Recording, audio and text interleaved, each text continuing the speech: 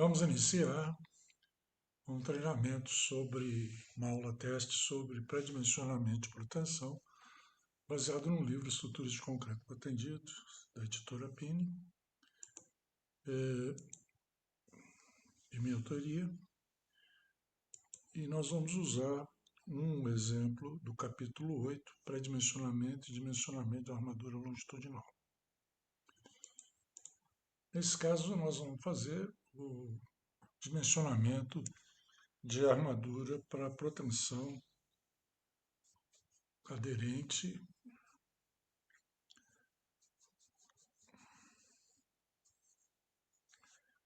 e vamos usar um anteprojeto de uma ponte isostática rodoviária em concreto pretendido.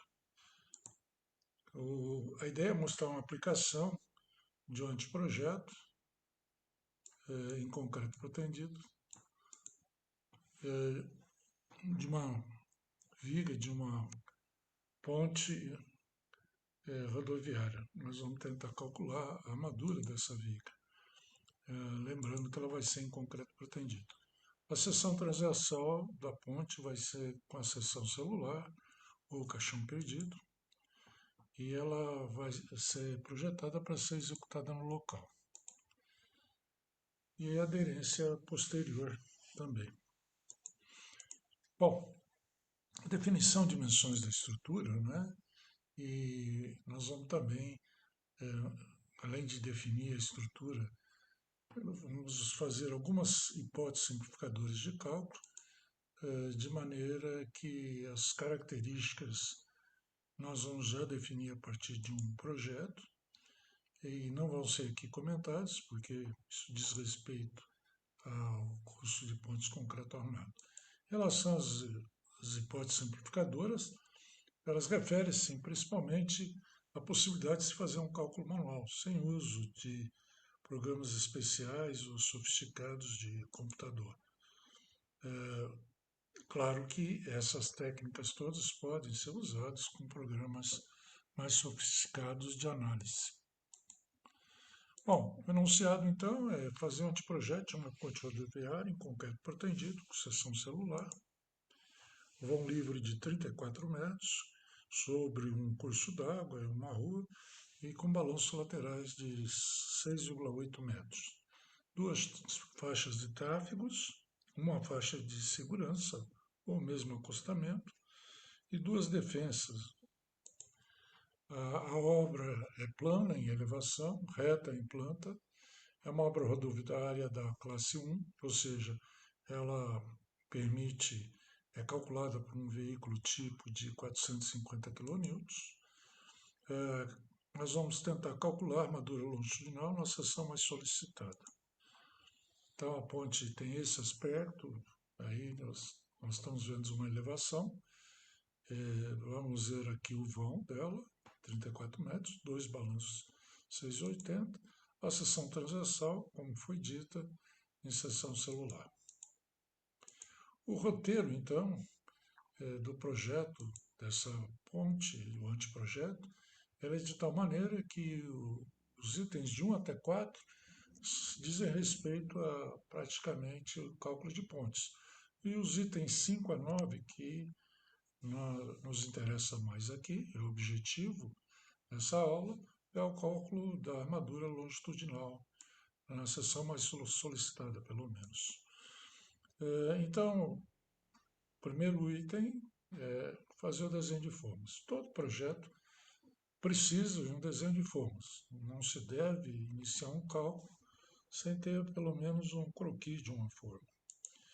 Depois nós vamos calcular as características geométricas das seções, algumas seções, calcular os esforços solicitantes de peso próprio, que vamos chamar de G1, sobrecarga permanente, ou seja, toda a carga que é permanente e não estrutural, vamos chamar de G2. Depois nós vamos calcular o trem tipo longitudinal, nós vamos definir depois o que vem a ser o trem tipo longitudinal, a envoltória de momentos fletores. Aí começa a parte de proteção. Nós vamos definir um cabo representante para esse nosso projeto, calcular para esse cabo representante as perdas imediatas, depois as perdas ao longo do tempo, calcular um número de cabos, nós vamos usar aqui o estado limite último, a seção do meio do vão, e verificar os estados de fissuração para essa seção. Com isso, nós teremos o anteprojeto pronto. Na planta de formas, a gente começa com a definição da seção transversal, 3,5 metros para cada faixa de tráfego, portanto, duas faixas de tráfego, nós já teríamos 7 metros. Um acostamento ou faixa de segurança, 3 metros, daria 10 metros. E mais duas defensas, com 25 ou 20 centímetros, nós chegamos no total com 25, 10 metros e 50. Uma largura, então, de 10 metros e 50. Para a largura do caixão, vamos usar em torno de 5,50. Isso dependeria basicamente do funcionamento da laje, né? Mas isso é uma história para o curso de pontes. O vão livre, como foi dito, a distância livre entre um pilar e outro, 34 metros. Uma regra empírica é usar para essa seção o valor de L sobre 17, L sobre 20. Vou usar L sobre 20 para ficar mais tranquilo. Aliás, vamos usar L sobre 17 para ficar mais tranquilo, dando, portanto, 2 metros. L sobre 20 também passaria, daria para ser feito e fica aí para ser feito pelos alunos. A dimensão mínima da laje, 15 centímetros, a laje de pontes, né? A mínima largura da viga de 35 centímetros, nós estamos pensando em trabalhar com cabos de 12 fios de meia, isso vai levar uma bainha de 7 centímetros e se eu fizer as contas, né, depois lá no detalhamento talvez eu chame a atenção disso, nós vamos ver que para caber 12 cabos no mesmo nível na alma, nós precisaríamos ter no mínimo 35 centímetros, que é o que nós vamos adotar no meio do vão. Vamos precisar de usar mísulas na laje superior para melhorar o trabalho da laje, trabalhando na flexão, também ajuda a seção transversal. E uma mísula inferior, que normalmente é usado para diminuir o efeito do cisalhamento, de torção na seção, mas nesse caso também ajuda o posicionamento dos cabos, eventualmente, você melhorando, fazendo com que eles fiquem mais afastados do centro de gravidade. A largura da alma vai passar para 70 quando chegar no apoio e principalmente na extremidade. Seria necessário na extremidade para ter dois cabos ancorando no mesmo nível, né? E aí aproveitamos para fazer isso também na seção do apoio, que o cisalhamento é maior. Nesse caso, vai ser feito também os 70 centímetros, variando de 35 até a seção 3/10 do vão. Poderia ter usado menos, mas enfim, foi essa a premissa. Aqui está uma planta com meio corte e meia vista. Aqui se vê a espessura da viga na seção 5. A gente divide uma ponte em décimos de vão, chamando de S0 e S10, justamente as seções no primeiro apoio em cima do pilar e o segundo pilar seria S10, e aí teríamos os décimos de vão. Às vezes se faz vigésimos de vão para melhorar o detalhamento da proteção, mas no mínimo décimos de vão para o cálculo de sócios. Então nós estamos usando aqui da seção 0 até a seção 3, uma variação da largura de 35 centímetros para 70 e se mantém até o final do balanço, pelo que foi dito, para manter dois cabos em nível, no caso de usar o cabo de 12 fios de meia. E a ancoragem, então, necessitaria 70 centímetros. Fazemos aqui a cortina, que contém a saia do aterro, tá certo? Aqui nós estamos vendo o desenho em elevação, né? E aqui a seção transversal, depois esses valores, obviamente, são obtidos lá da teoria de pontes. 15 centímetros é o menor valor de espessura de viga, depois aumentando para 40 aqui, mísulas de 100, 35 aqui, 15, 35 no meio do vão, 70 alma no apoio. Aqui a seção no meio do vão bem detalhada, para depois ser consultada com calma. E isso aqui a gente usa, via de regra, um programa gráfico, tipo o AutoCAD da Autodesk, para calcular as características geométricas. Cálculo de todas as características geométricas, então, o próprio livro está explicado logo no primeiro capítulo, como isso é feito, com esses programas, por exemplo, com o AutoCAD, são muito rápidos e simples de serem usados, podendo usar quase qualquer forma, né? E aqui está o que foi obtido para dois tipos de seções, a seção do apoio e a do meio do vão. Então, quando você faz o desenho em escala e usa polígonos, né, P-line, você obtém com facilidade, depois, através de comando, de massa, de propriedades geométricas no CAD, os valores em um arquivo texto que estão aqui copiados, dando em centímetros. Nós optamos por fazer em centímetros o desenho. Então, nós temos todas as características necessárias de uma seção e de outra. A única complementação é calcular depois o W, o módulo, a inércia dividido pela posição do centro de gravidade, o módulo de resistência, né? Então isso o programa não faz, porque obviamente o programa não é específico para pretendido, mas é uma conta simples. No livro foi feito aquele processo tradicional aprendido nas escolas, em que você decompõe a seção em seções de retângulos e triângulos, né, que são de antemão conhecidos, o centro de gravidade e o momento de inércia em relação à inércia dos eixos que passam pelo CG deles. Então, fazendo isso de forma tabular, essas tabelas podem ser feitas em planilha Excel, ajudam bastante, são bastante rápidas. Claro, não tão rápidas como fazer no Autodesk, mas são perfeitamente utilizáveis. Bom, fazendo isso para as três sessões, nós fizemos para a sessão 0, sessão 2 e 5. Na verdade, só usamos a sessão 0 e a 5. 2 fica para usar algumas verificações, para ter as verificações e calcular depois no detalhamento algum fecho limite, algumas coisas do tipo.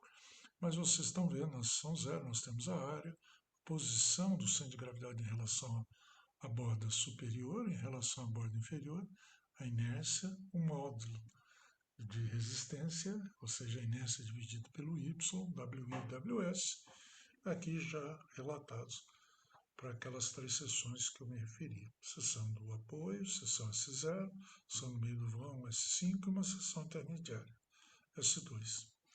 Para calcular o carregamento de peso próprio, é relativamente simples a questão da carga distribuída. Na seção S5, basta pegar a área da seção lá do meio do vão, que nós calculamos, está no slide anterior, multiplicar pelo peso específico, nós já teremos essa taxa. A mesma coisa pode ser feita aqui em cima do apoio, lembrando de pegar a seção em cima do apoio. E fazemos uma variação, é suposto uma variação linear entre a seção 0, por exemplo, até 3 décimos. Bom, com isso nós temos o esquema do carregamento uniformemente. Depois nós vamos falar o que são essas cargas concentradas e também esse momento. Então, olha lá, o peso próprio G1, nós vamos calcular, como falei, pegando as áreas das seções, multiplicando pelo peso específico, que é 25 kN por metro cúbico, né? E aquela ação menor aqui, chamei de G1 asterisco, que são entre as seções S3 e S7, né? Pegamos a seção no meio do vão, multiplicamos por 25. Está aqui o valor. Depois o trecho em balanço e até o apoio, é a seção do apoio vezes 25, está aqui o valor. Também aqui uma variação linear. A questão das cargas concentradas se devem à transversina são oriundas da transversina intermediária, a transversina de apoio. Então, a transversina é um elemento transversal, uma parede transversal, que serve para dar, no caso da intermediária, rigidez e torção, e no caso de apoio, além da rigidez e torção, também garantir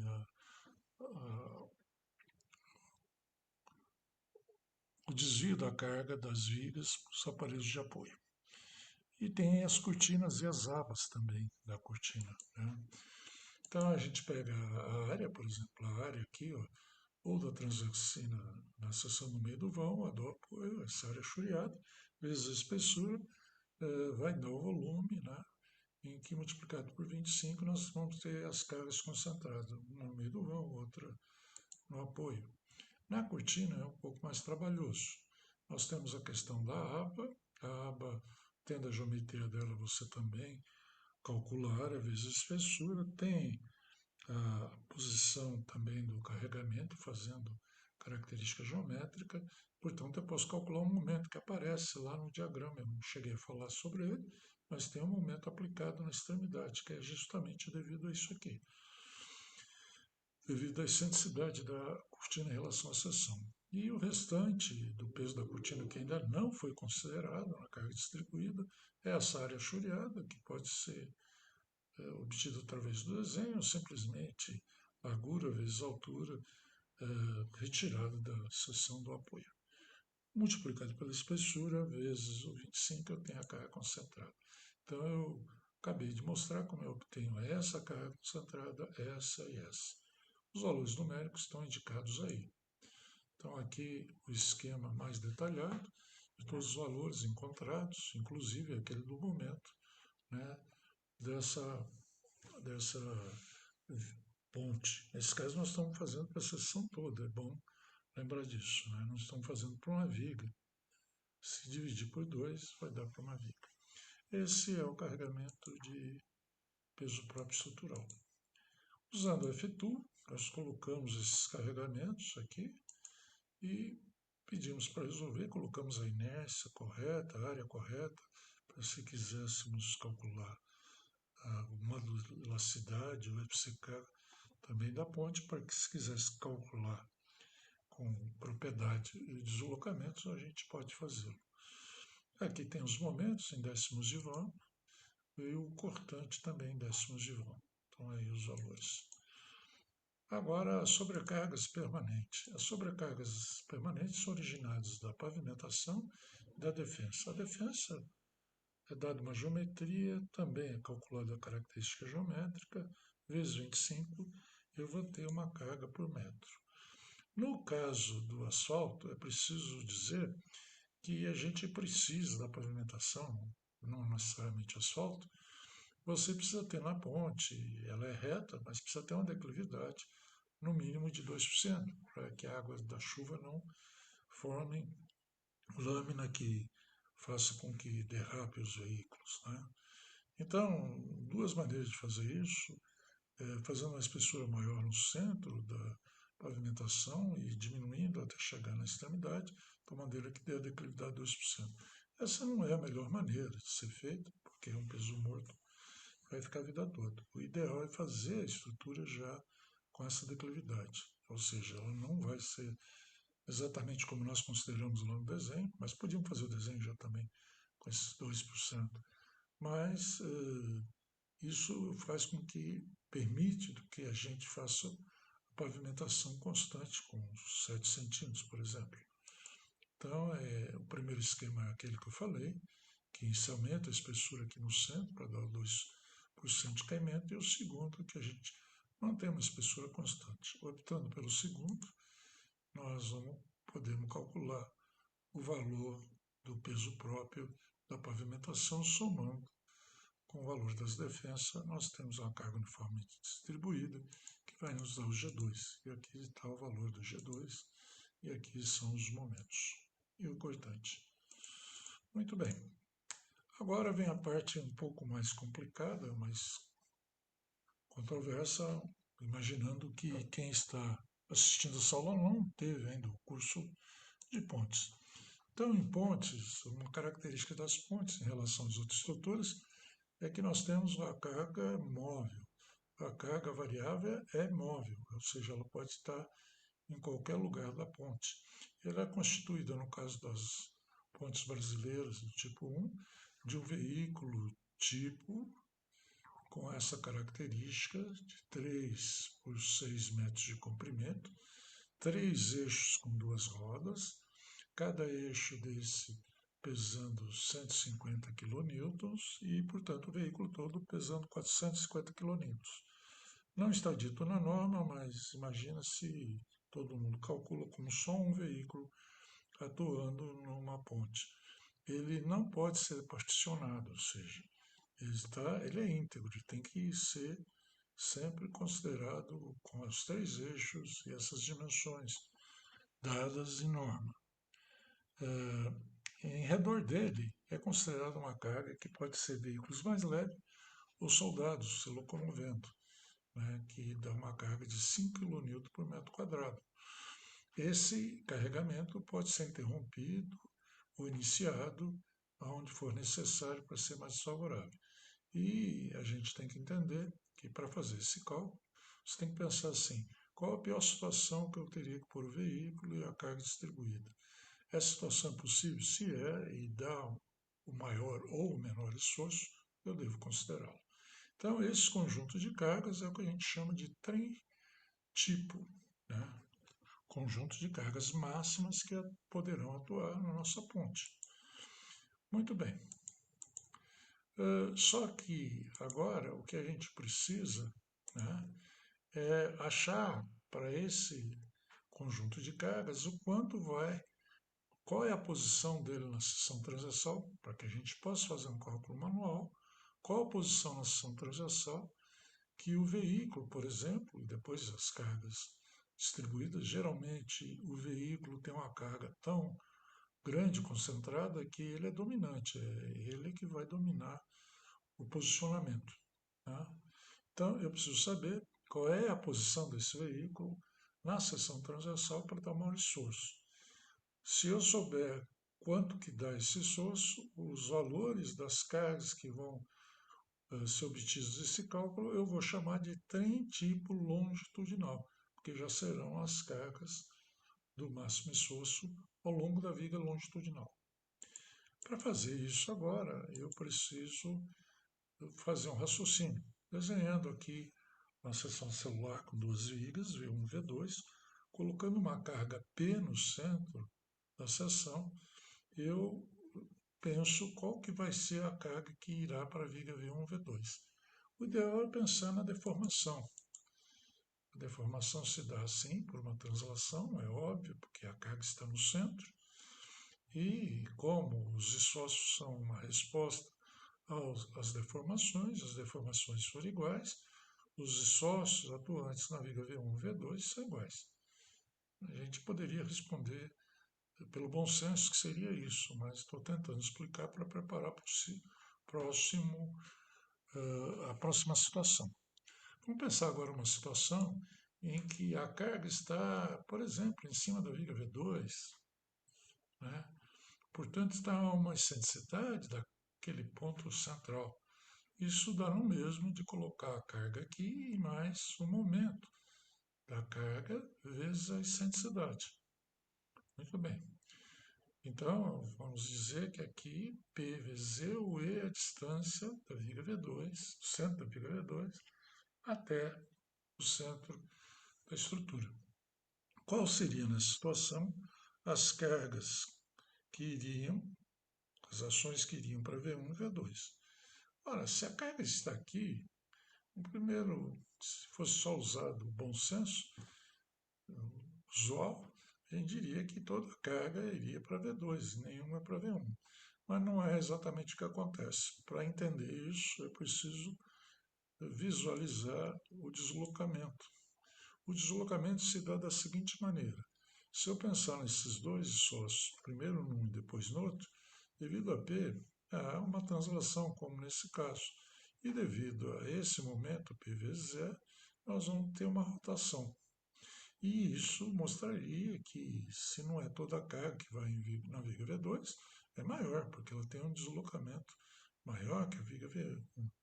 Mas, por ser exatamente uma seção celular e com as transversinas dando uma rigidez à torção muito grande, essa rigidez é extremamente alta, esse ângulo de rotação é praticamente zero. Sendo o ângulo de rotação praticamente zero, os deslocamentos das vigas V1 e V2, mesmo com esse momento ocorrendo aqui, são iguais e, portanto, permanecem as reações na viga V1 e V2 iguais. Então, qualquer que seja a posição do veículo, nesse caso específico de seção celular, com transversina e algumas relações de comprimento e largura, não são para todas as relações, obviamente, isso começa a escapar a partir de uma certa relação, nós temos a mesma carga para uma viga e para outra. Então, nós vamos fazer o seguinte raciocínio. Vamos calcular o máximo de carga que vai poder se colocar na ponte e vamos distribuí-lo igualmente para uma viga e para outra. E aí nós teremos o trem tipo longitudinal. Ou simplesmente não vamos distribuir, vamos pegar a resultante. Então, vamos trabalhar com a seção inteira. Lembrando que no resultado final, já madura, nós teremos que dividir por 2, por uma viga e para outra. Ou seja, não importa, para efeitos de flexão, qual é a posição do veículo na seção transversal, mas vai importar na torção, no cisalhamento, porque vai haver uma torção que deve ser respondida pela seção. Mas isso é um assunto a posteriori. Por enquanto, só queremos estudar a flexão. Muito bem. Dito isso, vamos então calcular. Eu estou dizendo que tanto faz a situação essa, vai a mesma carga para uma viga ou para outra. Portanto, vou calcular o máximo de carga que pode ir para o caixão inteiro. Então, o trem tipo longitudinal vai ser feito da seguinte maneira. Está aqui a posição, eu tenho o veículo, a carga uniforme distribuída. Se eu olhar um corte aqui, eu vou ter duas cargas já que é 150 por eixo, metade para cada roda, 75 para cada roda, 150 aqui de carga concentrada e mais essa carga distribuída. Se eu olhar aqui, se eu estiver olhando aqui com óculos que me permita ver a reação nas vigas, eu vou ver aqui uma carga concentrada devido a essas duas rodas. Outra carga concentrada devido a essas duas rodas. E uma carga concentrada devido a essas rodas. E essa distância aqui eu coloquei A, mas é de 1,5 m, né? Para dar os 6 metros do veículo.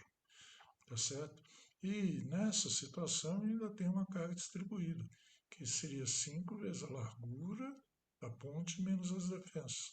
Vai dar essa carga distribuída. Agora, no corte aqui, antes do veículo ou depois do veículo, eu vou ter só veículos leves. Portanto, eu vou ter a largura da ponte menos a defensa vezes o 5. Vai dar essa carga distribuída. Então, eu posso chegar nesse trem tipo longitudinal de uma maneira muito simples. As cargas concentradas são 150 kN. Lembra que aqui era 10,50. Tirando os 50 fica 10. Então, eu vou pegar, olha lá, tirei 10,50 menos 50. E depois eu tirei a largura do veículo. Aí fiquei com essa largura aqui, multipliquei por 5, tenho esse valor aqui, 35 kN por metro. Já na parte antes e após o veículo, eu vou ter a largura livre de 10 metros vezes 5, 50 kN. Esse é o trem tipo longitudinal, ou seja, agora eu vou estudar como ele deve se locomover ao longo da viga, esse conjunto de cargas, para me dar o momento máximo ou mínimo em cada seção. Então, isso é o que a gente chama de trem tipo longitudinal. Eu preciso fazer essa passagem para depois trabalhar com a linha de fluência, que já é provavelmente do conhecimento de vocês. Então, a linha de fluência é que vai me permitir, a gente pode até fazer as contas sem ela, mas ela facilmente me dá a ideia de como vai ser o posicionamento da carga, nesse caso móvel, para dar o máximo e o mínimo momento fletor. Também teria para cortante e para reação de apoio. Vamos pegar uma seção S aqui. Esse desenho que está aqui, né, vem aqui à esquerda, passa por A, B, C, depois vai lá à direita no balanço, é o que nós chamamos de linha de influência. Parece um diagrama de momento fletor, mas não é. Cada ordenada dessa, por exemplo, ordenada eta 2, isso aqui eu tenho que sempre pôr um nome, né? Linha de influência de momento fletor em S. Isso significa que esse eta 2, essa ordenada, é o valor do momento fletor em S quando tiver uma carga unitária exatamente nesse ponto aqui. Então, a cada ordenada, eu vou ter sempre um momento fletor na seção de referência S para a carga naquela posição. E a carga sempre é unitária. Quando eu traço a linha de influência, eu faço para a carga unitária. Se a carga não for unitária, for 75 no veículo, e eu colocar aqui, quiser saber qual é o momento fletor, é só pegar 75 vezes o valor. Se a carga for distribuída, é só pegar o valor da taxa da carga distribuída e multiplicar pela área debaixo da área da figura da linha de influência, que eu vou ter também o momento devido àquela carga distribuída. Muito bem, então rapidamente, olha assim, numa carga, um método direto, vamos dizer assim, né, passeando a carga unitária, eu posso dizer o seguinte, que a reação de apoio, se eu colocar a carga aqui, a reação de apoio RA vai ser dada por P vezes L menos X1 sobre L, tá certo? Ora, se agora eu quero calcular o momento em S, é só fazer a RA, né, a reação nesse apoio esquerdo, vezes a ordenada A. E agora eu lembro que P é igual a 1, para ficar mais fácil. E aí essa equação fica assim. É uma equação de uma reta. E, portanto, eu preciso de dois pontos para... Isso eu faço com a carga para o lado direito da seção, depois eu posso fazer do lado esquerdo. Do lado direito eu vou obter um trecho da linha de influência, do lado esquerdo eu vou obter outro trecho. Esses trechos são lineares, porque está aqui a demonstração que são lineares. Agora, como eu obtenho, por exemplo, o trecho aqui à esquerda? É só eu pensar que quando a carga estiver em x igual a zero, o momento vai ser zero. E quando ela estiver exatamente aqui em cima, o momento vai ser P, que é 1 vezes AB sobre L. Né? PAB sobre L. Então, eu chego à conclusão que esse segmento aqui, se eu colocar aqui AB sobre L, eu tenho esse ponto da linha de influência, tenho esse ponto, um nos dois, já sei que é uma reta, dá esse segmento. Por o mesmo raciocínio análogo, fazendo à direita, eu vou ter esse outro segmento. E aí eu tenho a linha de influência toda. Como é que fica a linha de influência, então? Fica esse trecho aqui, prolongando também, obviamente, lá para o balanço. O trecho à direita e também prolongando para o balanço. Lembrando que no balanço as ordenadas são negativas, portanto, se colocar o veículo lá, nós teremos momentos negativos. Daí, um apanhado bastante rápido do que é a linha de influência. Agora, com essa linha de influência, eu vou colocar as cargas concentradas em cima das maiores ordenadas. A carga distribuída até onde eu puder colocar, por exemplo, nesse caso aqui, eu colocaria em todo o vão. Não colocaria no balanço, né? Porque aí daria momento negativo. E assim eu posso fazer, por exemplo, a influência no meio do vão.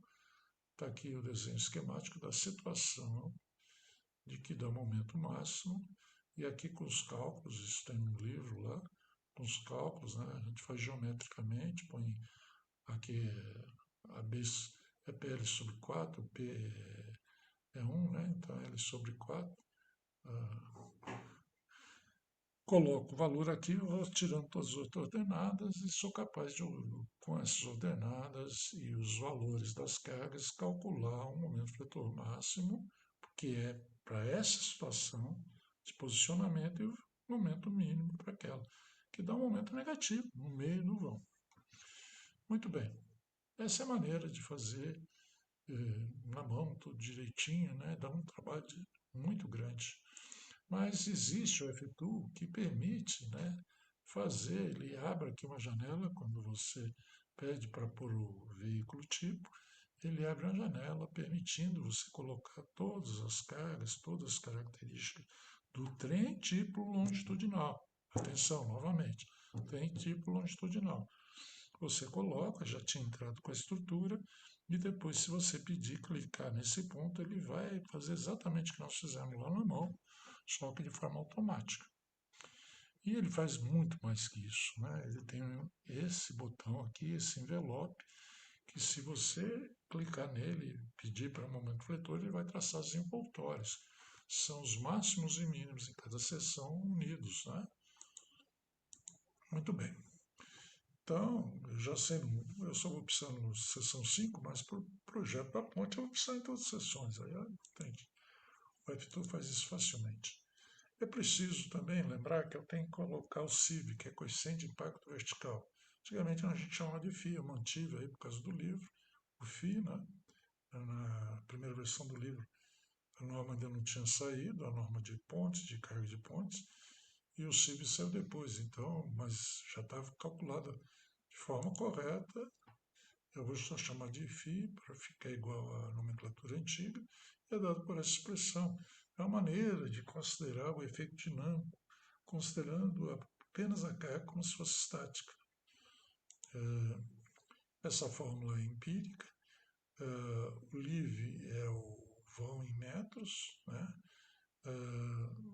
O certo era fazer coeficiente de impactos diferentes por vão e por balanço. Nós fizemos um só para simplificar e deu 1,25 nesse caso. Bom, aí fazendo o resumo dos momentos fletores, eu calculei o peso próprio, a reação de peso próprio, deu de G1 deu 3.440 e G2 deu 515. A norma fala que a estrutura é considerada de grande porte, a ponte é de grande porte, quando o peso próprio da estrutura supera 75% das ações permanentes. Então, eu imaginei que fosse isso aqui. Quando eu divido isso aqui pela soma dos dois, dá 91. Então, ela é de grande porte, né? Isso vai fazer com que a gente use o valor de 1,3 para cargas permanentes. Caso contrário, seriam 35. Está lá na norma de ações. As cargas acidentais, nesse caso, são cargas móveis, além de acidentais, são móveis, além de também chamar de variáveis, né? Elas serão multiplicadas por 1,5. Então, fazendo o resumo aqui dos valores da seção 0, 2 e 5, embora aqui a gente só tenha mostrado 5, né? Mas é possível com o FTU calcular todas. Nós temos todos os valores, máximos e mínimos, peso próprio, G2. E aí podemos calcular o momento no estado limite último para a seção no meio do vão. Para a situação de momento máximo e momento mínimo. Aqui interessaria para a fadiga coisas que não tem a ver. Nos cálculos nós só vamos usar o primeiro valor. Então, 1,3 de G1 a G2, mais 1,5 já da carga móvel multiplicado pelo CIV. Deu 38.597. Lembrando que nós estamos calculando para uma seção inteira. Então, a armadura que decorrer disso será dividida por elas duas vias. Bom, agora começamos a parte de protendido, propriamente dita, né? Então, nós vamos agora definir o cabo representante. O cabo representante ele é definido em algumas partes do livro e antes da matéria. Já foi dito, logo no começo foi dito que ele tem mais ou menos o traçado do diagrama de momento fletor. Aqui nós não temos um traçado de momento, mas temos uma envoltória. Mas é óbvio que na seção da extremidade não tem soço, a não ser aquele pequeno momento das abas. Então, se o cabo que representa os demais deva ser traçado, ele vai ser traçado saindo do centro de gravidade, o mais possível, mais próximo do centro de gravidade da seção. Porque se assim não fizer, vou ter flexão devido à proteção, que não há necessidade, não tem momento fletor. Depois eu vou procurar as bordas tracionadas, lá em cima, aqui na seção 0, e aqui embaixo, na seção 5. Obviamente que vai haver uma variação de momentos aqui. Esse cabo, portanto, vai ter que descer, ele sai daqui, tangencia, imagino eu que tangencia aqui, mergulha. Pela experiência, a gente sabe que mais ou menos entre seção 2 e 3 os valores começam a não variar muito de momento. Então o cabo vem, sobe, mergulha e a partir da seção 3, mais ou menos, pode ser um pouco antes, um pouco depois, ele tem uma excentricidade constante, uma distância do CG constante. Então colocamos 15 centímetros aqui, 15 aqui, já colocamos os ângulos, esse ângulo depende da experiência profissional de cada um e da vontade. O importante é que depois o detalhamento seja feito em cima disso, é claro que deve ser o melhor possível, que consideramos 6, 18, 18. Aqui nós temos a tangente, nós temos uma concavidade e outra. Está aí a trajetória. Os ângulos, a seção, aqui nós fazemos de novo um briefing, um resumo das coisas, né? E os cabos vão de seção extrema a outra seção extrema, né?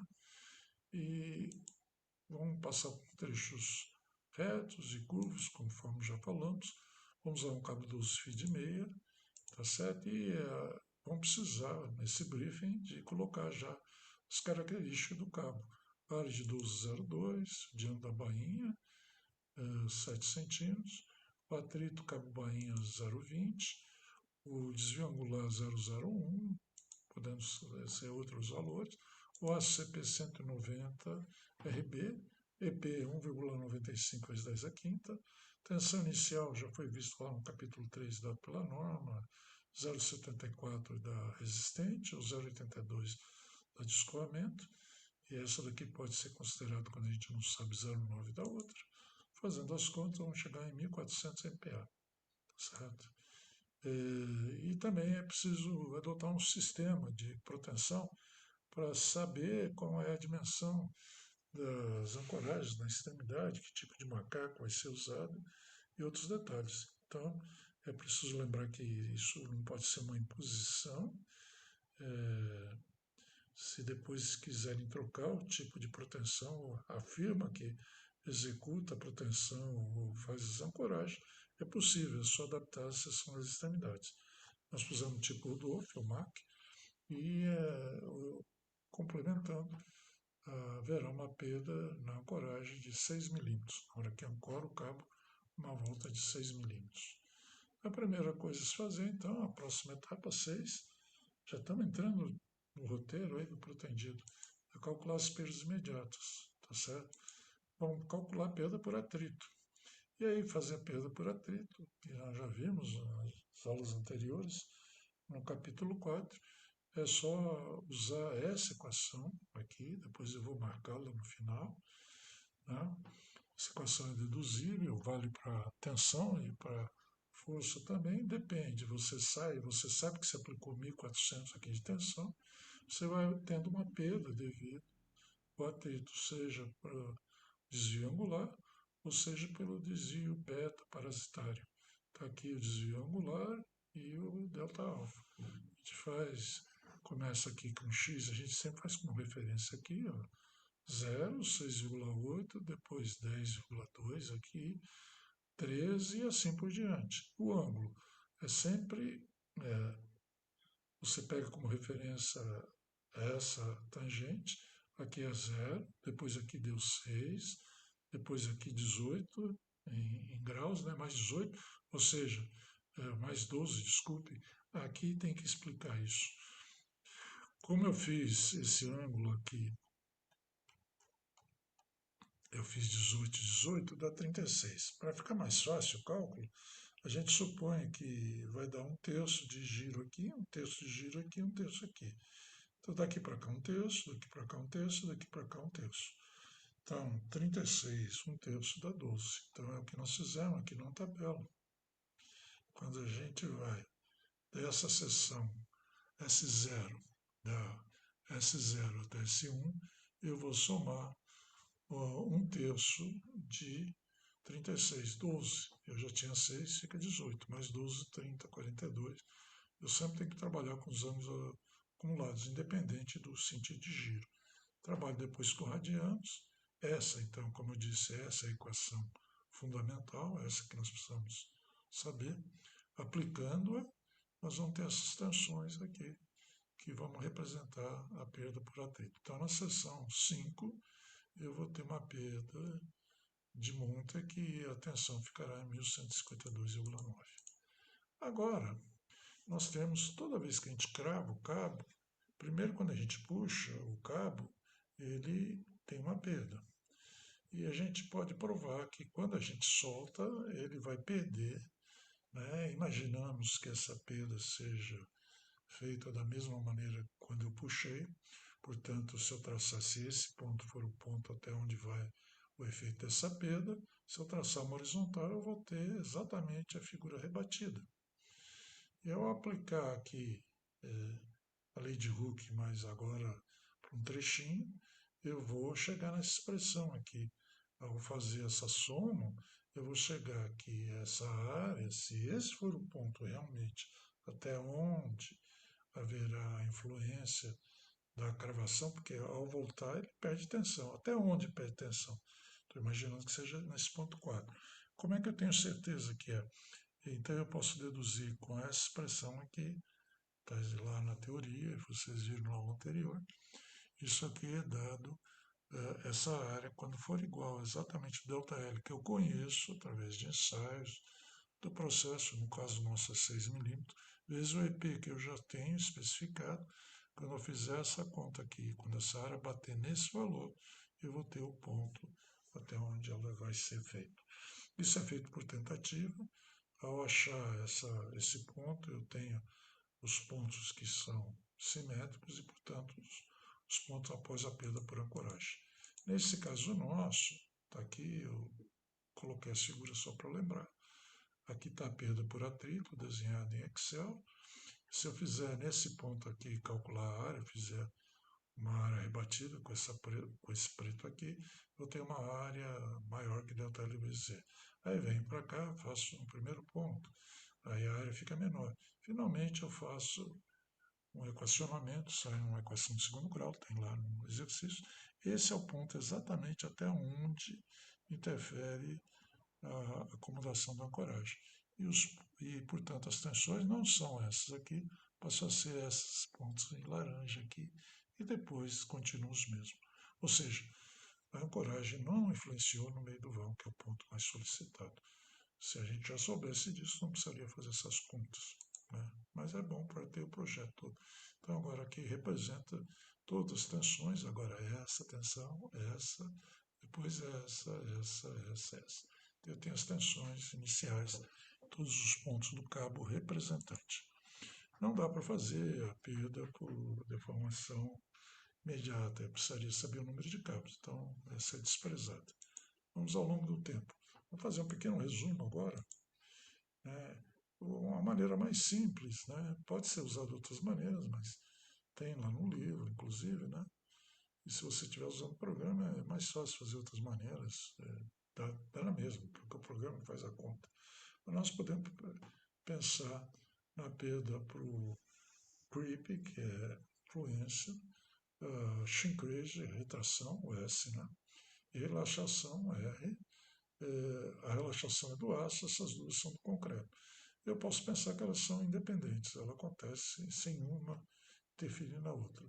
Isso é verdade para shrinkage, para retração, mas ela interfere nas outras. Ela não é interferida pelas outras duas, mas interfere nas outras. Enfim, cada uma interfere praticamente nas outras, mas se a gente fizê-las como se fizer as perdas como separadas e somá-las, e pensando sempre em tensões constantes, nós vamos estar a favor da segurança. É um cálculo bastante razoável, já que nós estamos na fase de pré-dimensionamento. Então, a perda total, aí nós temos a perda de fluência, creep, a shrinkage, a retração, e a perda de relaxação, todas aqui isoladas. A perda por retração é bem simples. Se eu souber calcular o valor da deformação de retração, aqui está de um tempo t até t0, mas vai me interessar no tempo finito, vai ser o quanto o concreto retraiu. Se a aderência é quanto o aço retrai. Multiplico pelo EP, eu vou ter a perda. No caso da fluência é um pouco mais enjoado, porque eu preciso ter a deformação no centro de gravidade do concreto, multiplicar por um coeficiente φ, que depende só de algumas características do concreto, né, e da seção também, característica geológica, e vezes o EP, ou seja, estou pegando a deformação do concreto imediata, multiplicando pela relação entre a deformação no tempo, T, no caso eu vou fazer infinito, pela deformação inicial, essa é a definição do φ. Ao fazer isso, eu tenho a deformação ao longo do tempo devido à fluência. Se eu multiplicar por EP, eu vou ter a perda também. A relaxação, eu preciso calcular um valor a 1000 horas, que geralmente é tirado de ensaio, mas depende da intensidade da tensão, mas eu tenho como achar esse valor. E multiplicar depois por uma outra constante t no tempo infinito, finalmente multiplicar pela tensão que me deu a relaxação, né, que eu imagino constante. Aí eu vou ter a perda por relaxação.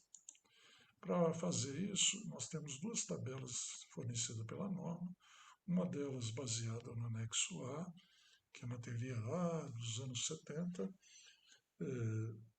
feita primeiro no CB, na FIB, né, que nós usamos até hoje, dá resultados bons para o tempo infinito, e eles fizeram essas contas para uma série de valores para o tempo infinito, que é o que nos interessa, valores máximos. Então está lá, valores característicos superiores. Vocês viram isso na aula anterior, na primeira aula, na verdade. Então nós vamos ter o epsilon de fluência, de retração aqui embaixo, e o de fluência aqui em cima. Tá? E depois tem os de relaxação também, os valores necessários para relaxação. Então vamos usar essa primeira tabela e a segunda tabela. Os parâmetros de entrada são, primeiro, a espessura equivalente da seção, que é muito importante para dar a retração, mas também a fluência, principalmente a retração, porque se tiver mais facilidade de saída de água, mais retração haverá, eventualmente mais fluência. A umidade ambiente, né? A idade do concreto, quando ele recebeu o efeito que vai causar essas deformações, né? No caso, a proteção, por exemplo, seria o caso, peso próprio, que vai entrar junto com a proteção, ou outra carga permanente, que vai dar fluência também. Depois, na casa da relaxação, o parâmetro de entrada, basicamente, é a intensidade em relação à sua resistência máxima do aço. Então, vamos lá. Vou considerar uma umidade ambiental de 75%. Vou considerar uma proteção 5 dias, um valor bem baixo, para dar bem alta perda. Uma temperatura ambiente de 20 graus centígrados, razoável, né? Tem lugares que é mais alto. Aí precisa ver o que vamos pôr 20 graus centígrados. O valor da espessura, no caso, é calculado por 2 vezes a área vezes o perímetro. Não vamos entrar aqui em detalhes de como calcular esse perímetro. Há muita controvérsia, muita discussão quanto a isso. Vamos também não considerar partes inclinadas, não é necessário. Calculando de uma maneira simplificada, pegando o perímetro como sendo 2 vezes a altura, mais 10,50, dando 14,50. Ou seja, eu desprezei a parte de cima, que vai ter o asfalto, né? E desprezei a parte de dentro também, porque está confinada. Então, pus 14,50 o perímetro. E agora, como nós temos a área, 2 vezes a área do perímetro, deu 63 centímetros, ou 0,63 metros. Mas, depois, quem quiser fazer de outra maneira, pode fazer, vai obter outros valores. Entrando aqui, então, o que a gente precisa aqui para pegar o φ e o εc? Nós vamos precisar da temperatura, da umidade e da espessura média e o tempo, 5 dias. A umidade eu considerei 75. A espessura deu 0,63, eu vou considerar 0,60, né? 60 centímetros, é praticamente a mesma. Para o φ, eu considero 2,4, 5 dias. E agora, para a retração, é só vir aqui embaixo, menos 0,32. Então, são esses dois números que eu preciso. Rapidamente, calculando a perda por retração, é só pegar o valor da fluência, desculpe, eu tenho que pegar o φ, eu tenho também a relação entre os módulos da cidade, preciso achar o módulo da cidade do concreto. Então, calculando o módulo da cidade do concreto, eu acho aqui, mas eu precisaria também da tensão no nível seja dos casos. Mas para isso eu teria que ter os cabos, o número de cabos. Esse número a gente pode estimar com experiência. Eu digo para pontes, isso aí costuma estar em 5 MPa. Para pré-moldado é maior. Esse é um número que toda vez que você calcular uma estrutura protendida, é bom você anotar esse número que deu no teu projeto.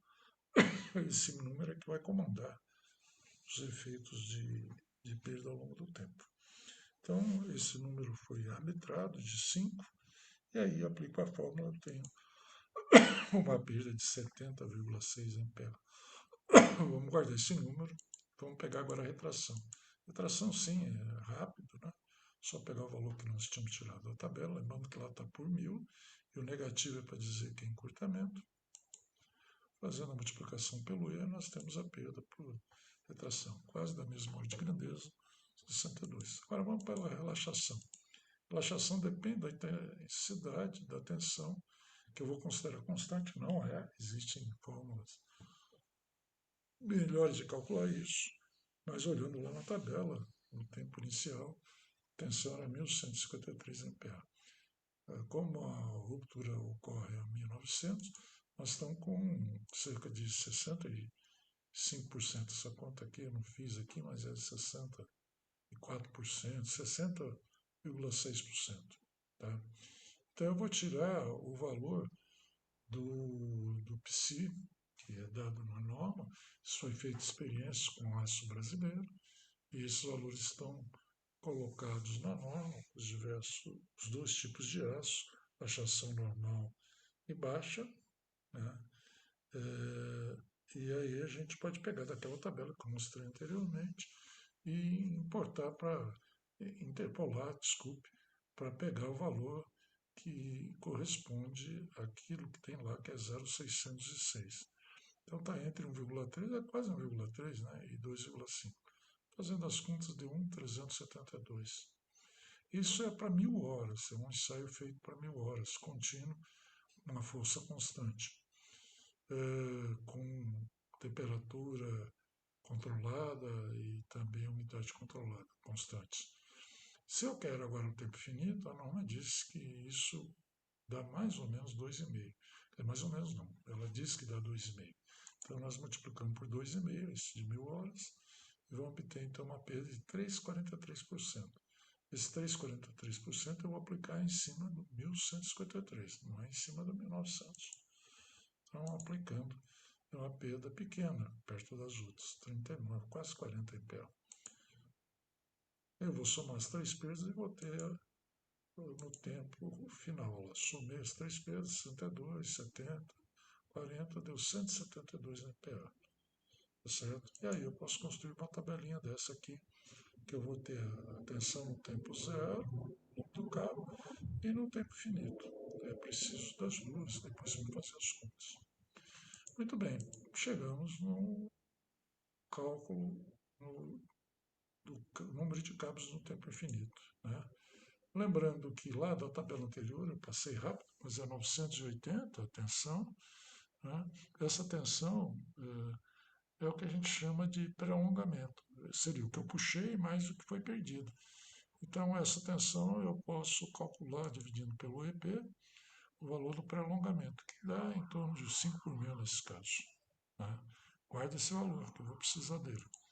Agora, para saber a outra deformação, que é quando a peça começa a ser carregada e vai se deformando, e já existe aderência, portanto, nós vamos ter uma deformação do aço que vai somar àquela anterior, prolongamento.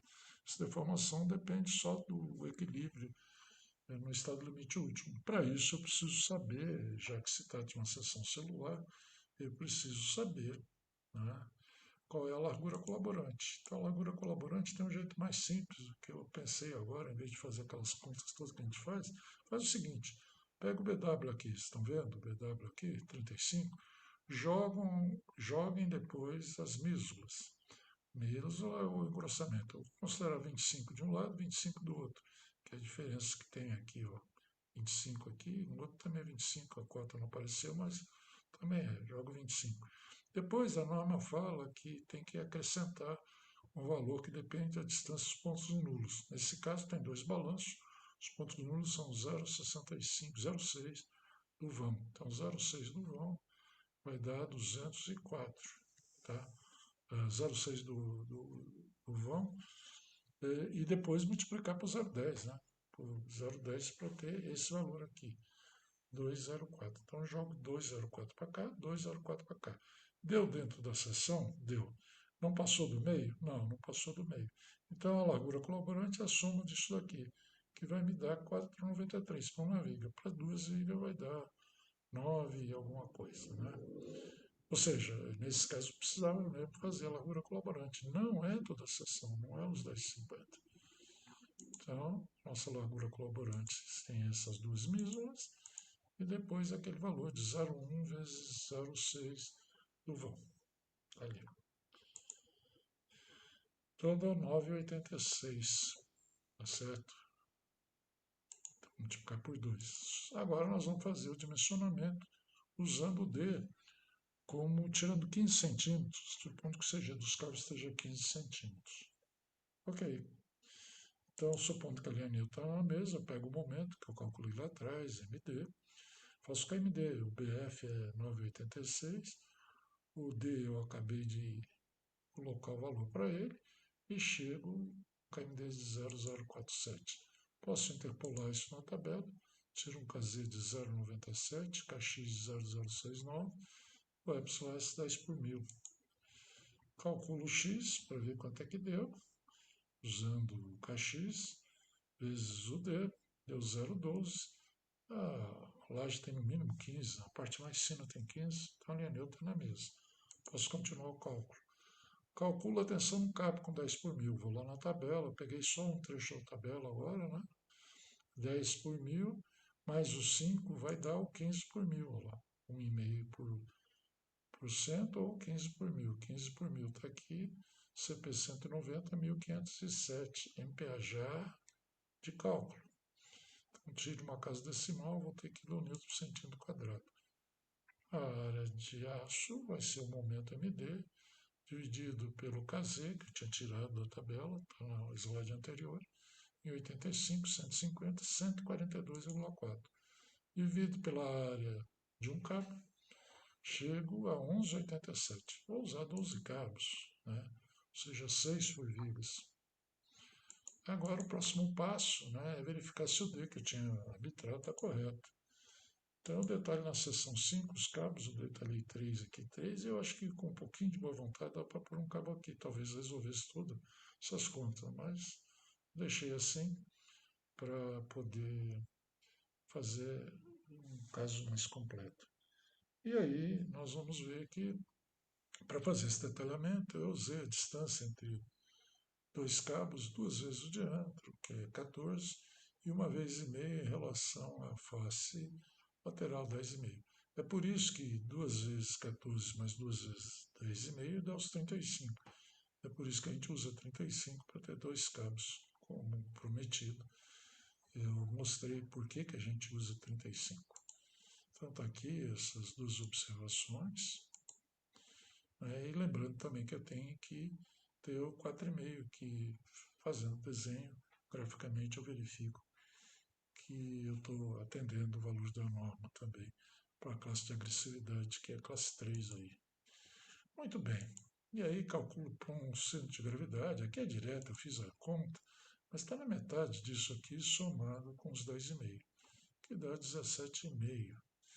17,5, se eu tirar a altura disso daqui, eu vou ter o D e ele dá o 1,825, não 1,85, deu menor. Então tem que recalcular a nova armadura. Para calcular a nova armadura, o que vai mudar é o D. Fazendo as contas, obviamente o KMD deu diferente, o KX também deu diferente, mas ainda a linha neutra passa na mesa. O KZ deu diferente, aí a armadura dá um pouquinho maior.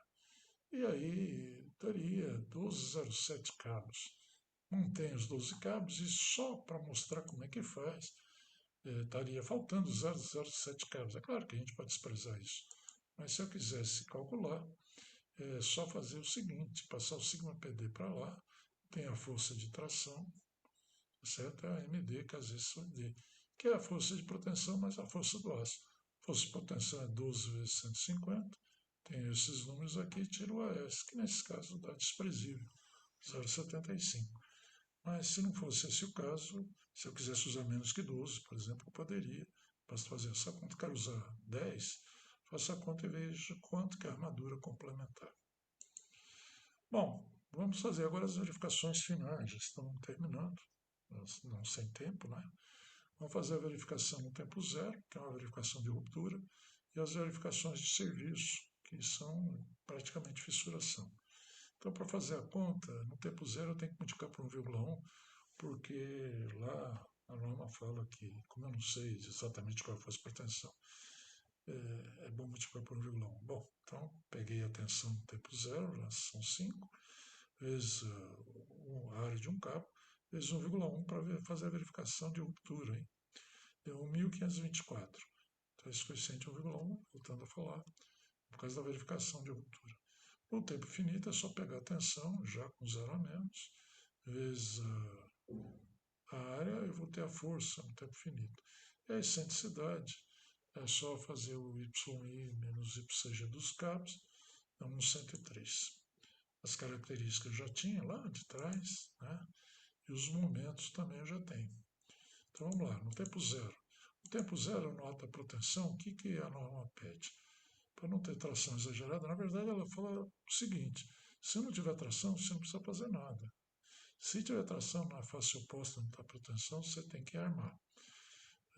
Mas também não pode ter tração acima de 1,2 de FCT. E na compressão não pode passar de 0,7 do FCKJ, ou seja, a resistência à compressão da data que foi feita a proteção. Nesse caso eu usei 20 MPa porque a norma de pré-moldado fala no mínimo 20 MPa para dar proteção. Então achei razoável usar 20 MPa, para essa seção não vai ter problema. Mas isso às vezes no pré-moldado isso é um problema sério que tem que ser bem estudado. Então 0,7 de 20 mil dá 14 mil. Não posso passar da compressão de 14 mil. E a tração não posso passar de menos 2.652. Borda inferior, eu faço com as tensões, é um cálculo aproximado, mas permitido pela norma. 12 vezes 1.524, a área, 12 vezes 1.524 vezes a excentricidade, o cabo está embaixo, está comprimindo a borda inferior, então mais. E o peso próprio está tracionando. Fazendo essas contas, deu 7.490. Não podia, o perigo aqui era dar uma compressão excessiva. Muito longe disso, nem deu. Deu pouca coisa, né? A seção é muito grande, a seção de ponte em geral é muito grande, né? Então, se fosse feito para mudado, aí já teria problema. Na borda superior, só com o peso próprio e a proteção com o valor máximo dela, refazendo as contas, né? Aqui é a mesma coisa, o borda superior troca o W, pode esquecer, o cabo estava comprimindo embaixo, está tracionando em cima, então menos, e o peso próprio mantém, só tocando o W. Aí esse valor dá 2.099. Não deu nem tração. Então, se desse tração, teria que dar menor que uma tração menos que 2.600. Né? Então, tá bom, passou no ato a proteção. As verificações de fissuração nós vamos fazer por tempo finito. Os coeficientes para carga frequente e quase permanente, 0,5 e 0,3. A proteção que nós temos que fazer aqui, considerando taxa de agressividade máxima, é a proteção limitada nesse caso. Aí nós temos que fazer duas verificações. No estado de limites de compressão, ou seja, eu não posso ter tração na combinação quase permanente, e na frequente, eu não posso ter a formação de fissuras, que eu vou usar 0,7 alfa. Esse alfa vem da norma lá, uma fissuração, aqui nós vamos usar 1,3, supondo que seja um I, exceção. Na verdade é uma sessão caixão, mas o I acho que fica melhor, né?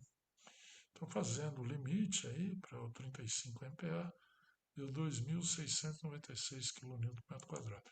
Na compressão, por enquanto, a norma não fala nada, então a gente vai usar 0,7 FCK, que vai dar 24.500. Mas na próxima versão da norma esse número vai baixar um pouco. Acho que ficar 0,5, alguma coisa do tipo. Mas ainda não está em vigor, vamos esperar, né? Então vamos lá. Primeiro, nós vamos fazer a combinação de ação quase permanente. Né?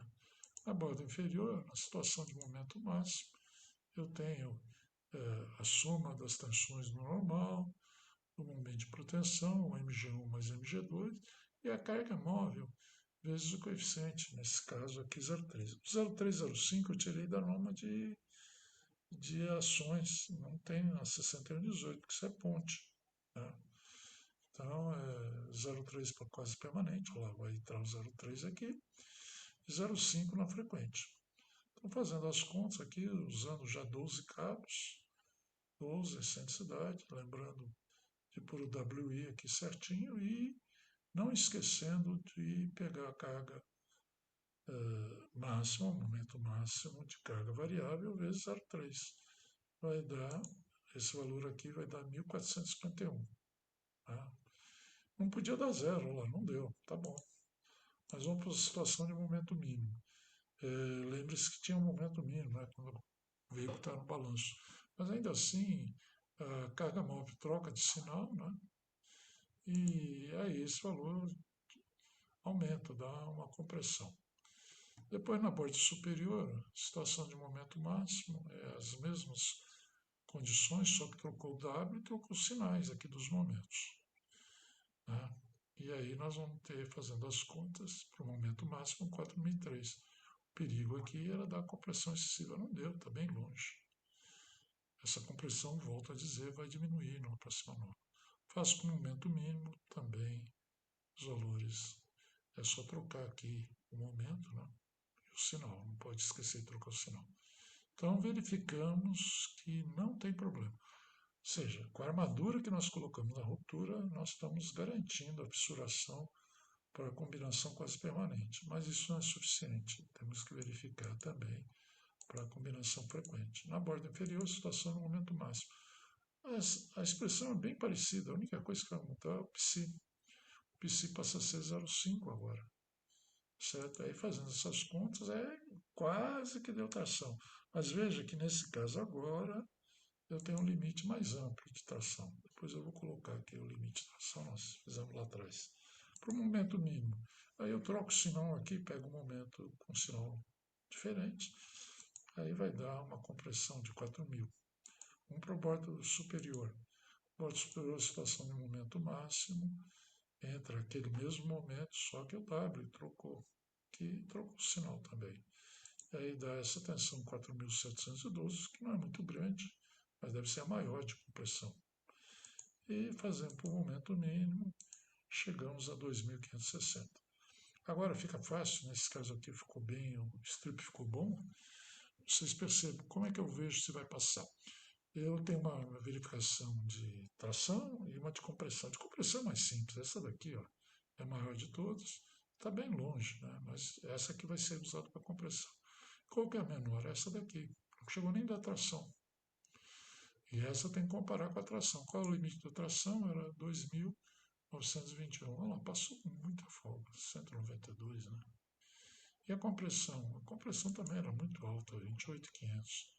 Passou por folga. Então, nós temos terminado o nosso problema. Aqueles 12 cabos, 6 em cada vírgula, com aquela trajetória,